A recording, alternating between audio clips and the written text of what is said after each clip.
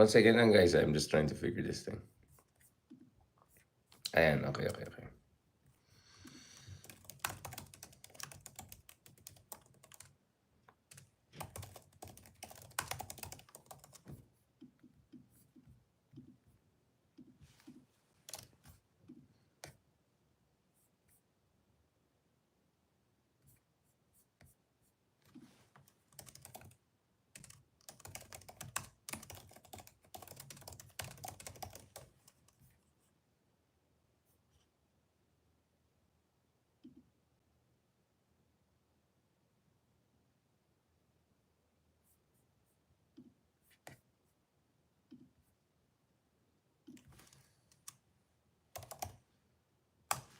Pull out ko lang itong data na to.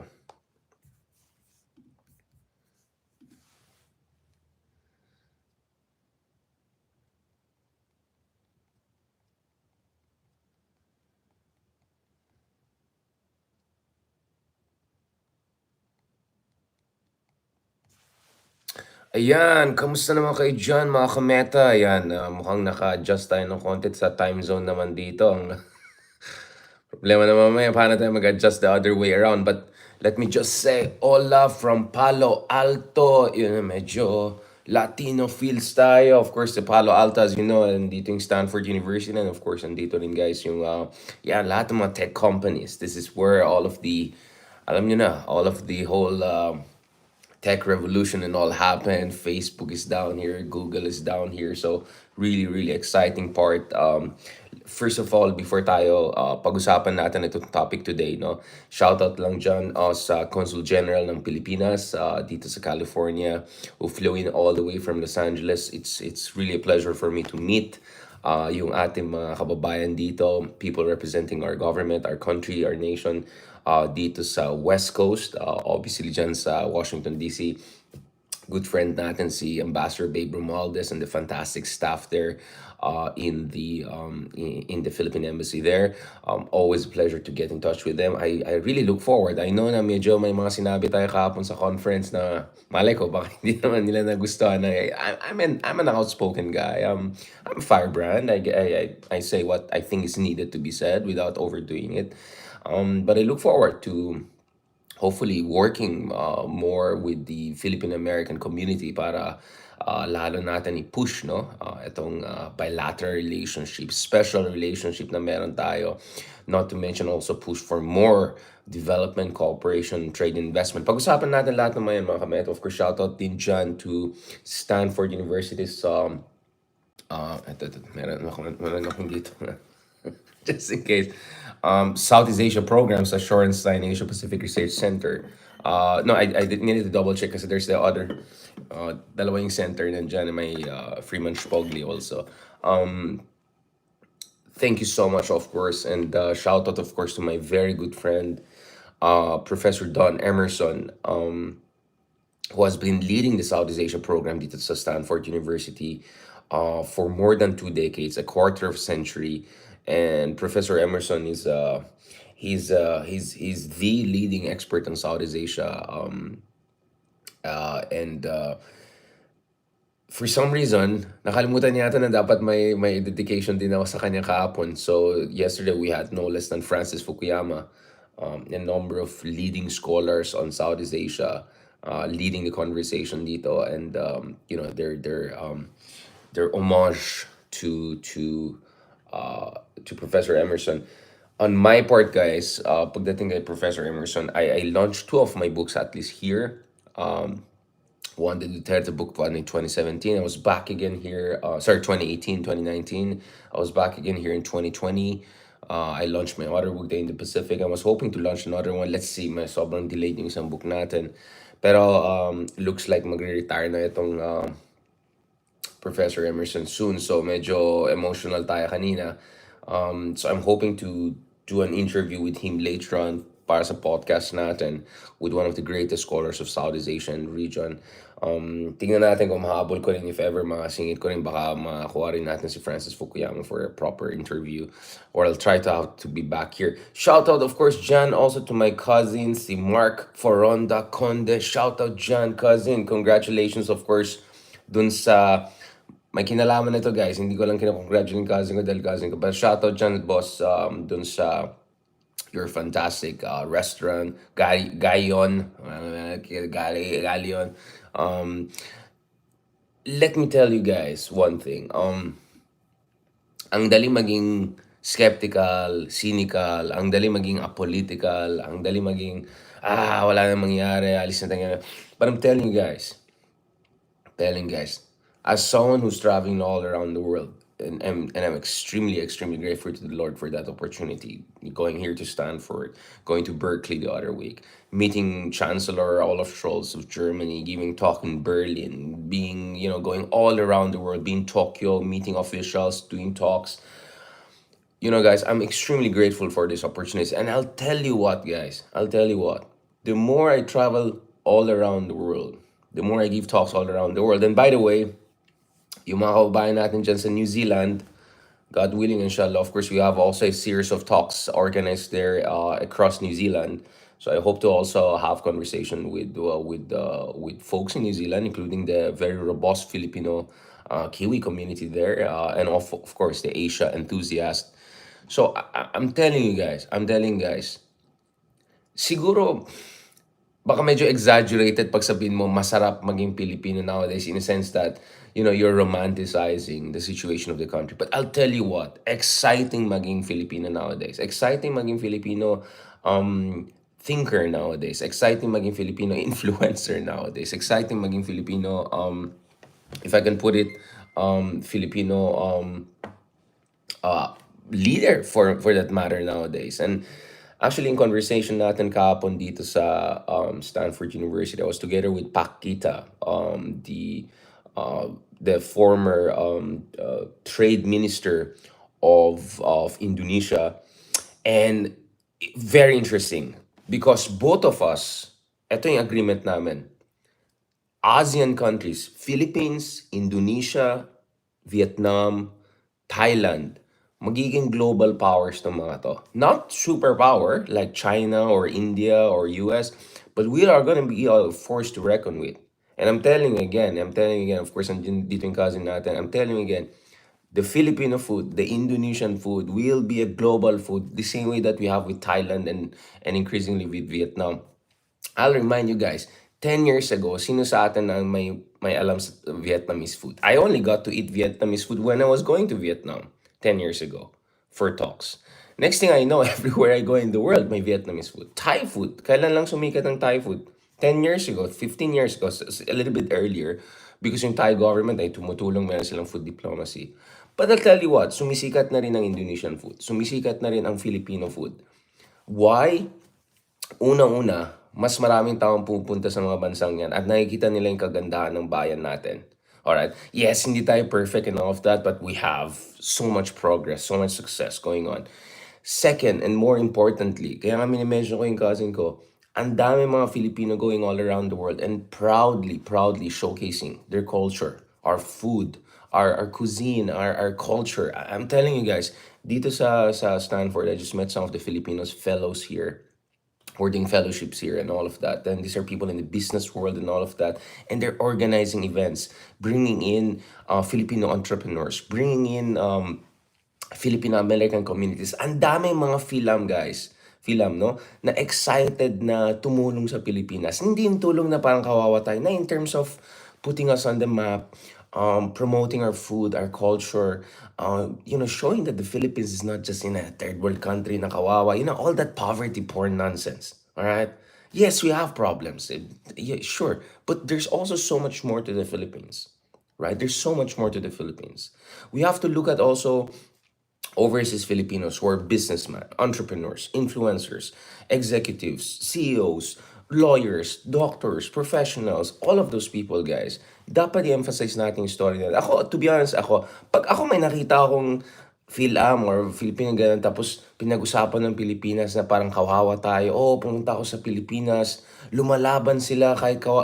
Ayoko nang ganun, guys. That's poverty porn. That's poverty porn. If you want to help the Philippines, remind the world that Filipinos are among the most creative, entrepreneurial, and they could be among the most successful people if only you give them the opportunity. So we don't need your pity. All right, we don't need pity, we don't need drama. What we need are opportunities. What we need are networks. All right, building networks. What we need are investments. All right, what we need is promotions, publicity. Those are the things that we need, guys. So I'm telling you guys, I'm the last person to be parang idealistic masyado about the film is in a sense na romanticize ko. No, nakikita ko naman yung difference. Nakikita ko naman umangat yung ibang bansa. Nakikita ko naman yung progress, di ba? You know, we've been in the richest part of the earth, right? Luxembourg, whatever you want to call it. But, guys, excited ako para sa Philippines. I'm telling you what, in spite of all of our shortcomings and all, this is a country on the move. And I'll tell you what, so over the past year, I had at least 3 interviews with The Economist magazine, different people. I posted also something about it. So kanina lang lumabas yung interview ko with The Economist magazine. But this is my comment on sa West Philippine Sea, Taiwan, US-China dynamics. But I'll tell you what, guys. There was this very interesting piece by Robert, the deputy editor at The Economist, and we had a very long conversations about. Hindi ako na directly quote dito kasi I think very limited yung space and all of that. But we had a conversation in that, and if you look at this piece by The Economist magazine, which is the most prestigious magazine that has to do anything with economic development, not to mention politics, ang sinasabi dito is the Philippines is rising all the quietly. The Philippines is getting richer all the quietly. And guys, you know, we keep on talking about Vietnam. Yeah, you know, Vietnam envy na naman tayo. Yes, yes, I'm very happy for Vietnam in every sense of the word in terms of the respect they're getting on the international stage, the recognition they're getting for their fantastic cuisine and food. I'm a big fan of Vietnamese food. You can keep lean and all of that very easily. Ang hirap maghanap ng overweight people sa Vietnam. I mean, they have fantastic food. But did you know, guys, that actually we are faster than Vietnam when it comes to economic growth, right? And actually, ito. So this is the article, guys. Ang tawag ko sa Pilipinas is the unsung success story. Again, hindi tayo, let's say, number one, alright? Pero, isipin mo, Pilipinas yung parang sobrang galing na bata, tapos naging kulela dahil, alam mo na, sobrang magaling na bata, I'm talking about 50s, 60s, di ba? Sobrang magaling na bata, and then pumalpak na, bumaba. And then ngayon, slowly umakyat, at isa sa mga pinakamabilis na umakyat sa rankings, sa grades, ganun. Parang ganun na estudyante ang tingin mo sa Pilipinas. So we're not number one yet, but guys, I mean, look at it. This is interesting. So this is a survey from The Economist magazine. Let me get a ball pen or something. So, etong red na nakikita nyo, pula, this is the Philippines, right? This is the Philippines. Now, unfortunately, dahil medyo palpak si Digong, medyo yung grabe yung baksak natin dito, di ba? The drop was very high during the pandemic. But nevertheless, if you look at the trend lines, the Philippines will be practically number one fastest growing economy. This is a rising tide. So you see, it's the Philippines, right? It's the Philippines. You see, magiging fastest growing country. And neck tayo with India, which is still poorer than us. So for the Philippines to grow at 7%, it means more for an average Filipino than an average Indian growing at 7%, because India is still way poorer than the Philippines in per capita. And because our population growth is healthy, most likely ma-overtake pa natin yung Vietnam in terms of economic growth. So what I'm telling you guys here is we are succeeding as a nation in spite of our bad politics, right? So even if kurakot yung mga leaders natin, even if may mga, you know, even if you have the clowns that you have in the government, I mean, kailangan ba natin pag-usapan yung nangyari sa Senado yung isang araw, di ba? Si Ahente Morales, I mean, dodgy siya sa akin, pero may point din siya. Bakit? Ako nga, investigate. Ikaw nga, convicted. I mean, yes, we have all, but that's the beauty of it, right? Na in spite of the fact na ang dami natin mga clowns, ang dami natin mga crooks, ang dami natin mga malatatay level ng pag-iisip na medyo walang, di ba, medyo nasabog na gano'n. We're still growing this fast. So kaya ang sinasabi ko dito is, imagine if the Philippines gets its politics right and we get better and better leaders in power. Oh my God, things are going to be very, very interesting. Now, kahapon, some of you may have seen it, kahapon, the opening speeches were by Prime Minister Anwar Ibrahim. Obviously, he couldn't attend, but he sent a special video message, which is also rare, by the way, for any head of state to do. I mean, I'm in an academic conference, right? So that's the kind of the special importance that they're giving to us. But I'll tell you what, the other thing here is Pita, the young guy. I mean, he's just a few years older than us. I think it's just 41 lang yata yan, di ba? Pita, who won the elections in Thailand last year, who was seen as the next leader of Thailand, also gave a speech. Of course, alam niyo naman yung kwento, hindi siya pinayagan ng monarchy, hindi siya pinayagan ng mga trapos dahil of course direct threat siya. But nevertheless, siya yung head ng the biggest party in the parliament. So he's a force to reckon with. And he gave a beautiful speech, man. He gave a really beautiful speech in terms of what can ASEAN do? And I like his tone. He said, "We Thailand, we're not a small country. We are a middle power." Right, yung ganun na term, no? And as I explained to you guys, middle power means countries na hindi ganun ka superpower, pero may laban din, may masabi din sa buhay, di ba? Kung sa Greek city-states yan, hindi ka Athens and Sparta, pero Thebes ka, di ba? Or, so you're one of those mid-sized but feisty and self-independent and decisive kind of countries. So Thailand feels that way. Indonesia is that way. I think Philippines is also moving in that direction. I think in many ways we are already a middle power, right? We're already part of the squad and all of that. So what I'm saying is the the secret to success for the Philippines is number one, to look at the glass more than half full, right? It's not like 50% terrible, 50% okay. No, no. I think it's more than 50% good. Again, just as a reminder, we're the fastest growing country, right, in this part of the world.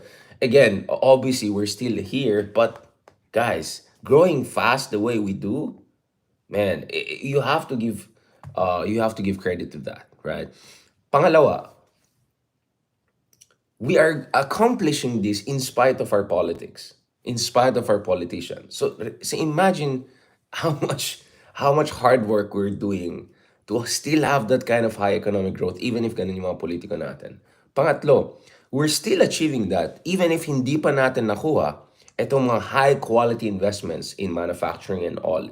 Even if wala pa tayong yung sinasabi ko na industrial policy, yung ginagawa ng Korea, na dati walang-wala sila, and then slowly, they build up their national industries. Or yung China ngayon, my God, ang ganda ng mga EV cars nila, di ba? Out of scratch. They got the technology from the West, they learned things, they put things together, now they have the BYD. Now they have, Xiaomi as that gorgeous car. I'm just saying. I mean, I'm into, German cars, but I'm telling you, I like what I'm seeing with some of these Chinese cars. Although I won't use it personally because of the software safety and all of that. But what I'm saying is, even if wala tayong mga ganitong bagay, nag-grow pa rin tayo ng 67%. So imagine the possibilities, guys. Pag inayos natin yung mga policies natin, imagine the possibilities kung medyo matitino at medyo mas magagaling ng mga leaders na mga kuha natin. And I'll tell you what, I'm actually cautiously optimistic na yung nangyari sa ibang bansa, katulad ng Thailand, kung saan almost a guy my age, well, a few years older than me, a Harvard graduate, Oxford trained guy, almost made it to the Prime Minister's office, right? I think that's going to be a bigger and bigger possibility also in the Philippines 5 to 10 years from now. Because simple lang naman ang explanation dyan eh. As we become wealthier, right? Let's say our per capita goes from $4,000 right now to Filipino middle class. And as early as now, meron na tayong malaking middle class. Again, traveling around the world, ang dami nakita mga Pilipino na turista. Turista, hindi turista sila. Nag-enjoy sila. So that means marami ng Pinoy ngayon na may, alam mo na, di ba? Medyo may pampagastos, medyo may pamper ng sarili, medyo may, Japan, my goodness. Nung pumunta tayong Japan, di ba, ilang beses tayo bumalik-balik sa Japan earlier this year, ang dami mga turistang Pilipino sa Japan. I think more than 1 million Filipinos visited Japan last year. I mean, it's crazy. So meron na tayong middle class. that middle class will potentially increase by 50% in the next 5 to 10 years. Then you're looking at a large middle class of Filipinos na ayaw na nila yung mga buduts-buduts style lang na politiko. Alright? Unfortunately, the buduts and the crooked and yung mga clown ones, they will be there. They will not go away. Alright? I'm realistic. I'm a very realistic guy. You will have the buduts, you will have the clowns here and there, but my sense is you'll have more Vico Soto type of leaders in the Philippines. And when I say leaders, not only political leaders, Ayala is already going through a transition. The next generation, Ayala is coming in. I think the guy who's taking over Ayala, the guy is even younger than me. Siguro ika-age pa ni Vico Soto yan. Mga early 30s lang siguro yung guy na yan. You're gonna see more of this kind of young leaders. Aggressive, assertive, aggressive in a good way, meaning ambitious, pushing the envelope. You're gonna see more Filipinos going on the global stage and saying, hey, we're gonna be the next big thing. Interestingly, Sabina Boitis, pretty intellectual kind of a big businessman guy. I was saying that the Philippines will be the next big thing. I just saw his piece, his interview with the Global South news network. So you're gonna see not only Robin Hood Padillas of this world. You're not gonna see only Batos of this world or Tatay Digong style of this world. You're gonna see people who are even more eloquent and statesman-like than BBM. Because let's be honest, if there's one thing that BBM got right is matino-tino siya, at least in terms of talking, in terms of statesmanship, projection of well, you're gonna say more credible people there than him. Hindi lang yung mga ano lang, dumandaan lang sa mga magagandang eskwela, yung mga nag-graduate talaga sa mga gandang eskwela, yung mga nag-train talaga sa mga gandang eskwela, yung mga nagturo pa sa mga magagandang eskwela. You're gonna see more of those Filipino people coming up. So, and then all around the world, you're gonna see more Erwan Yosef types, Filipino thinkers, Filipino storytellers, Filipino influencers who tell the other side of the Philippines, right? Because in between BGC and all of the, alam niya na, yung mga kahirapan and all, there's so much here in the middle. That is the story that is not being told. That is my biggest frustration with coverage of the Philippines, whether it's by mainstream media or it is by the influencers and all. Tingnan mo yung mga foreign influencers. They go to the Philippines, they do poverty porn. Look at the mga nonsense stuff na ginawa nila Nas Daily noon. Di ba ganyan? Why not go and talk to the Filipino middle class? Right? Why not talk to yung mga Filipino sa gitna na umaangat, na may ambisyon sa buhay, nag-aaral, ini-improve ang sarili, may pag-intindi dun sa pamamalakad ng mundo, medyo switched on, medyo looped into the debates and discussions. That middle Philippines, in my opinion, is what is not covered enough, what is not heard enough. That, and I'm seeing more and more of that middle Philippines. Middle class Filipinos, ordinary backgrounds just like me, galing lang sa probinsya, or siguro medyo mas privileged ng konti, let's say Baguio, Cebu, Davao, whatever, nag-aaral sa abroad, nag-succeed, and the next thing you know guys, ayan, next thing you know, nilalagay ang Pilipinas on the global map. Or, again, going back to Erwan, totoo yan. Erwan, privileged background, tisoy, mestizo, and all of that. And what? He's using his platform to put the Philippines on the global map. My goodness, I mean, these things were not there 5, 10 years ago. All of a sudden, you're seeing all of these things popping up, right? Because matagal na to niluluto, guys. Matagal na niluluto. Ang problema is, hindi natin nakikita yung nasa ilalim. Ang nakikita lang natin yung nasa the froth, the flash in the pan, the superficial, and parang yung kawawang Filipinas, yan na naman tayo, tapos makikita mo si Bato, makikita mo si Robin Hood, makikita mo yung mga ganyan, tapos buduts-buduts. But man, what I'm saying is you're forgetting what's happening on the deeper level. And slowly, these are like a new fresh plants which are gonna grow out all of these clown shows, right? Now, the clowns unfortunately will still be there for a long time. Tingnan mo, Amerika, bobota ng Trump soon yan. But the clowns will not go away. But what I'm saying is that you're gonna see more and more exciting people. Younger generation, more assertive. So, I think ang pinakamalaking challenge sa atin is how to tell the story of our country in a way that is true to the complex reality of our country, that shows fidelity to the success that this country is showing on the global stage. And at the same time, guys, I'm telling you, this is again coming from my own experience. Kasi alam ko sasabihin ng iba, si Darian, naman yan. I mean, ano yan, regardless, he will try. No, no, no, I'm telling you what. I'm invited all around the world, not only because I'm, well, Richard Haydarian. I mean, obviously, some of this is because I am who I am, right? It's what I do, it's what I write, what I. But I'll tell you what, guys. It's also because I'm a Filipino. Because also I'm seen as a voice of the Philippines, and not a voice of the kind of a, yung establishment Philippines, yung mga, no, but the voice of a new Philippines coming out. And this is what I'm telling you guys. This is where my cautious optimism comes in. Kaya nga ako, nasasayangan ako if we don't take advantage of this moment. The Indians are doing very, very good nowadays. They're really, really making the most out of their moment in the limelight, right? Their let's just call it 12 seconds of fame or 15 seconds of fame. They're making sure that 15 seconds of fame become 15 years of fame. The Vietnamese, the Thai, all of these guys are making the most. The Indonesians are on the global stage. Kailangan din natin gawin yan sa Pilipinas, guys. So, the Philippines is a success story in a sense that we went from a poor, low-income country to increasingly an upper middle-income country. And we are not getting enough recognition for that. Because ang pinapansin ng ibang tayo, India, Indonesia, Vietnam, ganon. Right? When in fact, we're growing faster than these countries, and we can grow even faster than these countries. Pangalawa, you are not gonna inspire the Philippines. And this is my problem with some opposition people. Nega lang sila ng nega. Wala silang sinabi kundi negative. Ang problema kasi kung puro kang negative, negative lang, maging cynical lang tao, they're not gonna get involved, nothing gets done.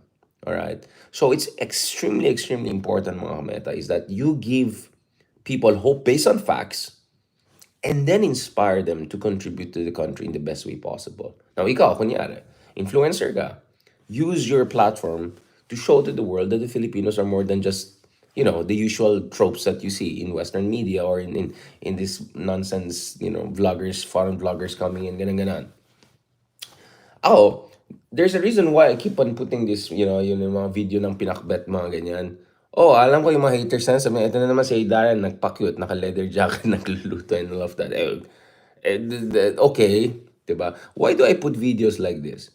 Because first of all, I want to remind the world that being a Filipino, that our dishes, our food is extremely diverse. Na hindi lang siya lechon, alright? I mean, no offense. I mean, it's great food for people who love it, but at the same time, marami kasi tinitingnan yung cholesterol, yung oil, alright? Hindi lang balot, alright?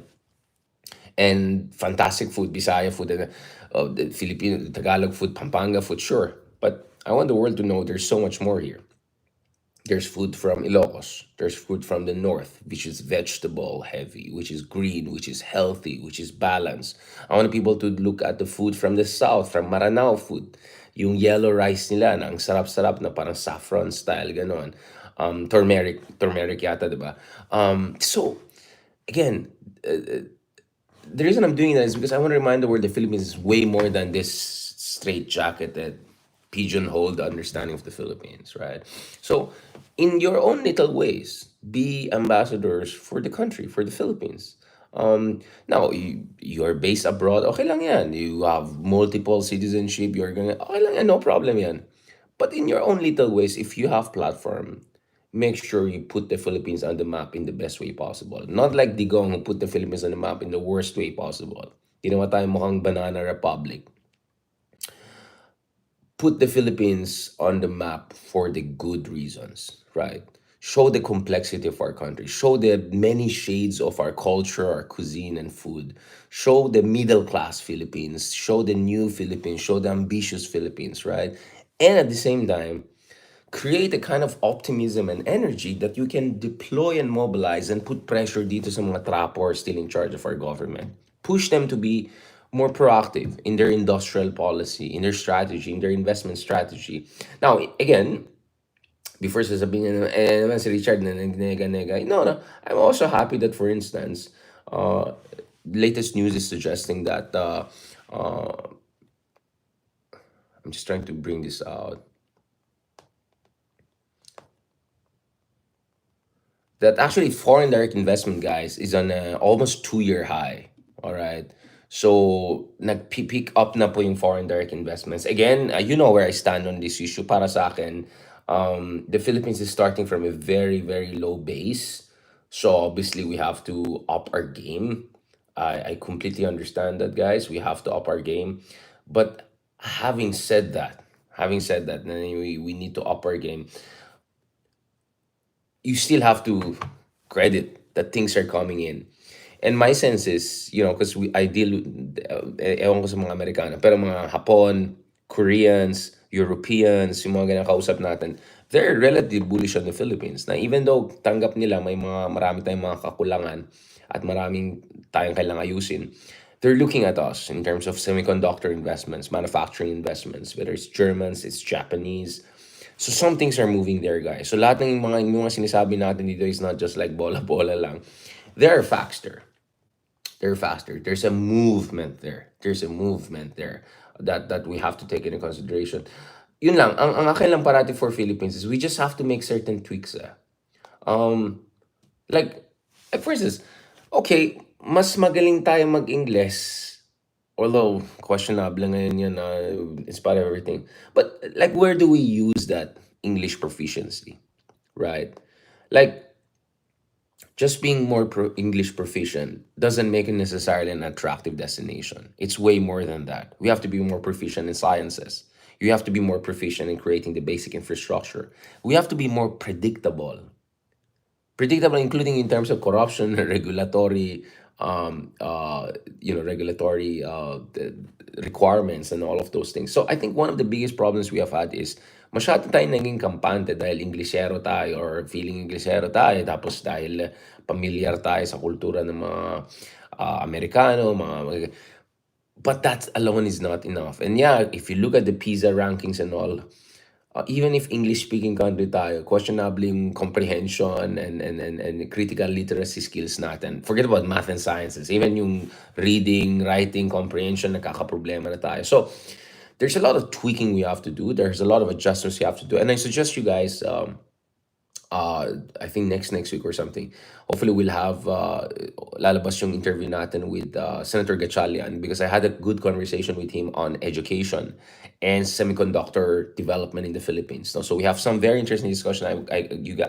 want you guys to look at it, and I want to have more of conversations like that in the Philippines on business, on semiconductors, on reforming our education. One thing that I found very interesting dun sa conversation natin with Senator Gatchalian is that actually Vietnam spends just as much as the Philippines, if not a bit lower, or when it comes to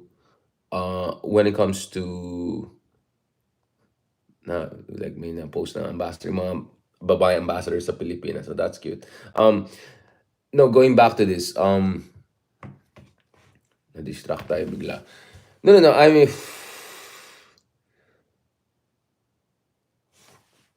we spend just as much as Vietnam, but something is not working there, right? So we have to look at, well, corruption. We have to look at, well, misallocation of funds. We have to look at a little bit dun sa training mga guru natin. We have to look at yung curriculum natin kung tugma ito sa mga kabataan. So we really have to up our game dun sa education. At the pinaka-basic level. At the same time, we also have to up the game in elite universities, whether it's UP, Ateneo, LaSalle, whatever, because napag-iwanan na rin sila. If you look at international rankings, if you look at the R&D investments, if you look at the citations among others. So, ang isa pa sa kailangan din natin is, kaya ang suggestion ko is the Philippines should also have its own CHIPS Act. Yung parang STEM, Science and Technology Act. Of course, we don't have the resources of US of like billions of dollars, but I think a few $1 million, preferably at least tens of millions of dollars, that can go into R&D investments, semiconductors, etc. Sa UP, sa Ateneo, some of the elite schools, engineering schools, physics schools, mga ganun. Then I think that could put the Philippines in quite an interesting space, interesting place. No, so In short, what I'm saying here is we're moving upwards in spite of bad politics, but we have to still get the politics right. And you're not gonna get the politics right kung puro ka lang nega. And more importantly, you're not gonna get the politics and policy right, not perfectly right, 10 out of 10, but at least 6 out of 10, di ba? Para hindi naman sagabal yung politika natin sa economic growth natin and success natin. But you won't get that if you make people cynical, if puro ka lang nega. So it's also important to point out the positive points, to point out the positive movements, the dynamism. And when you put all of those things together, there's hope for the country. So I really, really appreciate the conversation we had dun sa panel natin with Minister Gita ng Indonesia, yung trade minister nila, who's actually based also here in Stanford right now for a fellowship. We need to tell the story of the Philippines in the right way, right? That this is a country with problems, with problematic politics, but this is also a country on the move, that the Philippines is not just extreme rich and extreme poor. There's a huge number of middle class Filipinos who are upwardly mobile, who are aspirational, who have this urge for success on the global stage, big into their very being. And yes, guys, as I said, be ambassadors for our country. Assert yourself. Assert yourself. Isa sa mga, alam mo, may isang beses na tagalan ako, nadumihan pa, gusto tuloy yung Hoka kung magandang shoes na yan. Kasi may Amerikano duman na ano, alam mo yung usual mga Amerikano na nagra-rant-rant, bakit Philippines ganyan ba? I just told him, no, may kasalanan kayo mga Amerikano. Bakit ka mo? Dahil nung nandito kayo sa Pilipinas, hindi niyo inaayos yung mga fondasyon ng Pilipinas. Okay, you didn't get rid of yung mga oligarchs. A lot of our oligarchs go back to Spanish era. What you did is you empowered the dynasties and predatory dynasties. You created a kind of a semi-democracy system that actually further strengthened the landed elite. And then after World War II, you didn't put any pressure on our elite to build industries, to do land reform, to do the right thing. When in fact, you did that in Taiwan to Chiang Kai shek. You did that in South Korea to President Lee. You didn't do that to the Philippines, right? So do not allow the foreigners to just walk on us and just share their BS about their ideas about how to make the Philippines better. No, may kasalanan din sila. Kasama sila sa problema. All right? Their colonization, their colonial legacy was part of the problem. And instead of whining about the Philippines and all, they have to also look at the other things, the movements, right? A snapshot of the Philippines might give you a lot of, like, ang daming problem, headache. But if you look at the Philippines in terms of movement, 10 years ago versus now, and where God willing, inshallah, the Philippines will be in 10 years from now, then you see hope, then you see light, then you see potential for success, and then you see inspiration. Kaya proud na proud tayo dito sa cousin natin, si Marco, and many other Filipinos, middle-class people like us. We go around the world, we make the mark, we put the Philippines on the map in the best way we can, and we remind the world, you cannot just walk over us, you cannot just ignore us, you cannot just think us of as a grass that the elephants can just trample upon. Hindi tayo bystanders. Hindi tayo passive lang. Alright? That is the note we need. I know medyo mga parang politiko ang dating ng conversation natin. No, but I like it. It's more the Silicon Valley vibes here. Diba? No, but you have to have some minimal level of reasonable optimism if you want to get things going. Otherwise, we're just going to whine, we're just going to be depressed, we're just going to be blah, blah, blah, and ranting. And that doesn't work. So I don't know. Hopefully, let's see. I look forward to having conversation with more leaders back in the Philippines across the political spectrum. Oh, I mean, whether it's Bam Aquino, whether it's BBM, I don't know. I'm open to talk to all of these people. But for me, the bigger and more important thing is us ordinary people, right? Us, the middle class Philippines, us, the new Philippines, and what we can do for our country para matulungan din natin yung mga kababayan natin na walang plataforma, na walang boses, na walang ano. Tulungan din natin sila. Kailangan natin gawin yung parte natin para ma-empower din natin yung mga ibang kababayan natin who do not have some of the basic privileges na meron tayo. So, kailangan natin gawin yan. On that note, thank you very much. Maraming salamat, guys. I know that this is not your usual, this is not the usual meta we do. Our metas are usually, I mean, alam mo na, di ba? Politika, ganun. I just thought it's very important to elevate the discussion. And yes, no, I'm like the whole dilawan, it's all disinformation, voter blaming, shaming. Get out of here. That should be done, guys. You have to call it out. Okay, you have to call it out.